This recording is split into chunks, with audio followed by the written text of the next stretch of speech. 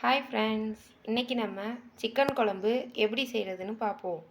First time நம்ம சேனலை பார்க்கிங்கன்னா subscribe பண்ணிக்கோங்க. பக்கத்தில் இருக்கிற பெல் ஐக்கானிக் பட்டனை கிளிக் பண்ணிக்கோங்க.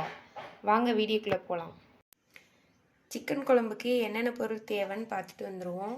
நான் நறுக்கிய தக்காளி 2 எடுத்து வச்சுருக்கேன். நறுக்கிய பல்லாரி 2, குழம்பு மசாலா 5 ஸ்பூன், கறி மசால் தூள் 1 ஸ்பூன், இஞ்சி பூண்டு பேஸ்ட்டு தேவையானது, ஜீரகம் தேவையானது, கறி 300 எடுத்து வச்சுருக்கேன். அப்புறம் 2 சில் தேங்காய் எடுத்து வச்சுருக்கேன். இந்த 2 சில் தேங்காவோட நம்ம சீரகம் தேவையான அளவு, அதாவது 1 ஸ்பூன் சேர்த்துக்கிறணும். சேர்த்து இந்த தேங்காய் பேஸ்ட் பண்ணி எடுத்து வச்சுக்கிறணும். வாங்க இப்போ சிக்கன் குழம்பு எப்படி செய்யலான்னு பார்க்கலாம்.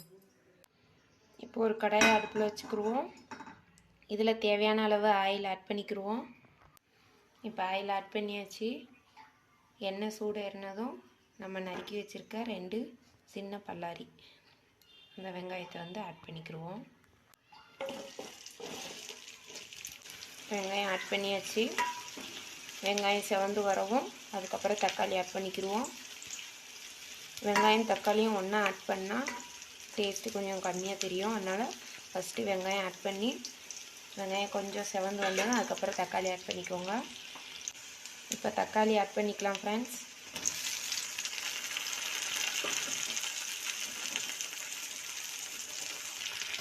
இந்த வெங்காயம் தக்காளி வதங்குறதுக்கு லைட்டாக உப்பு ஆட் பண்ணிக்கலாம்.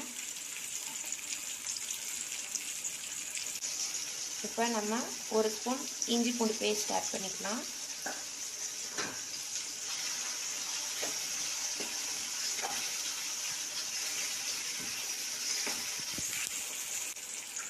இதில் இப்போ நம்ம எடுத்து வச்சுருக்க கறி ஆட் பண்ணிக்கலாம்.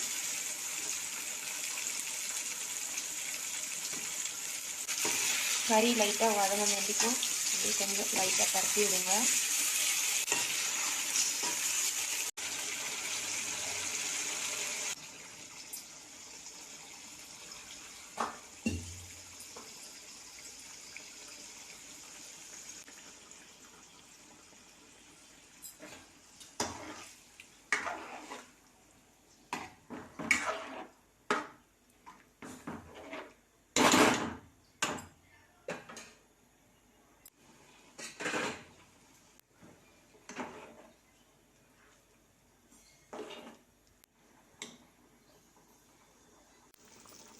இப்போ இதில் தேங்காயும் கறியும் கொஞ்சம் முங்குற அளவு தண்ணி ஆட் பண்ணிக்கோங்க. ஏன்னா ஒரு 1/4 மணி நேரம் நம்ம கொதிக்க விடணும். இந்த எண்ணெய் பிரிஞ்சு வர்ற மாதிரி நல்லா தேங்காய் பச்சை வாசனை போக தண்டிக்கும் கொதிக்க விடணும் ஃப்ரெண்ட்ஸ். அதனால் தண்ணி கொஞ்சம் ஆட் பண்ணிக்கோங்க. இப்போ நம்ம இதை ஒரு 15 நிமிஷம் கொதிக்க விடுவோம் ஃப்ரெண்ட்ஸ். நம்மளுக்கு டேஸ்ட்டான குழம்பு ரெடி ஆயிரும். இந்த குழம்பு ரொம்ப ஈஸியாகவும் இருக்கும், செம்மையாகவும் இருக்கும். ட்ரை பண்ணுங்கள் ஃப்ரெண்ட்ஸ். Thank you.